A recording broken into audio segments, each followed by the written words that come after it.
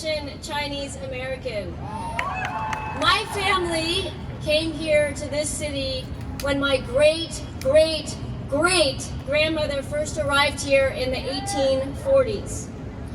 I am here today in honor of my grandmother, Ep Lucille Lim Louis, who was born in 1897 and grew up in Weaverville in the gold mines of Northern California. When she married my grandfather, the local newspaper described them as thoroughly Americanized, patriotic. It was an ironic choice of words because my grandfather, a Chinese immigrant, was prohibited from ever becoming a U.S. citizen. And the moment they married, my grandmother, a U.S.-born, fourth-generation American, lost her citizenship. It was not until 26 years later that my grandmother was able to reclaim her U.S. citizenship and vote for the first time in the 1944 presidential election. She was 47 years old, the same age I am today. I am here today in my grandmother's honor, inspired by the conviction and clarity with which she committed herself to this country.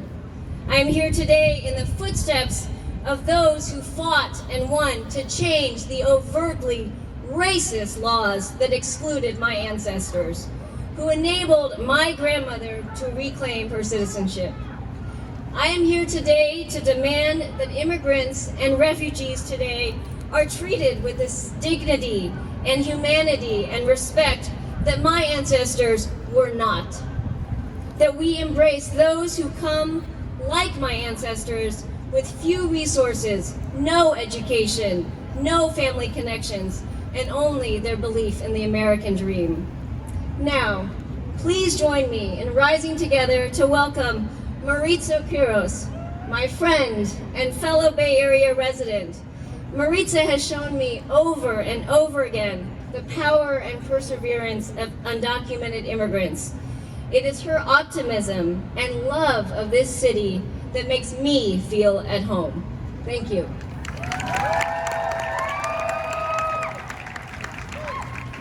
I really wish you could see what I see right now. Thank you so much for being here. I'm very honored. I am a proud member of the immigrant community, the LGBTQ community, and the undocumented community in the Bay Area.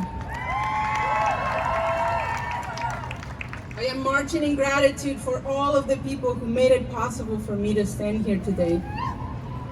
For educators like Rosa Maria, my ESL teacher from Costa Rica. We met in Los Angeles when I was 17, soon after I arrived to this country. Her classroom was the only safe place that I had. It was the only place where I felt heard and seen. In her classroom, we shared our stories in English, or at least we were trying. And we shared our stories in Spanish in the parking lot by the food truck.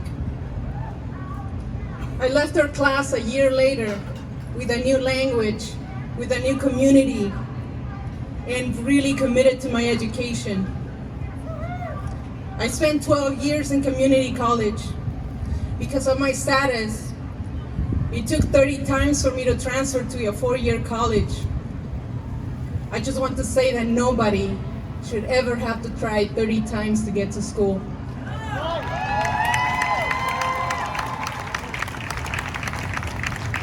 I am really grateful for my role models, like Gail, my graphic design mentor from Michigan. She was the first openly gay educator and community leader that I had ever met. Her example and unconditional support will make it possible for me to graduate at age 30 from 40 from UC Berkeley this May.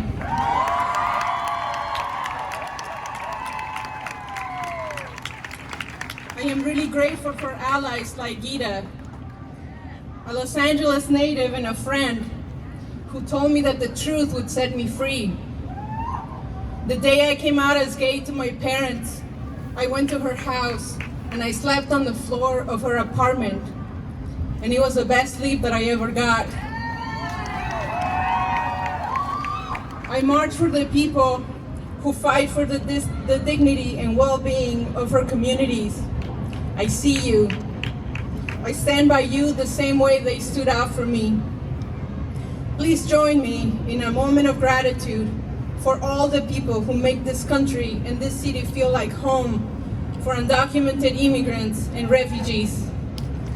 Thank you.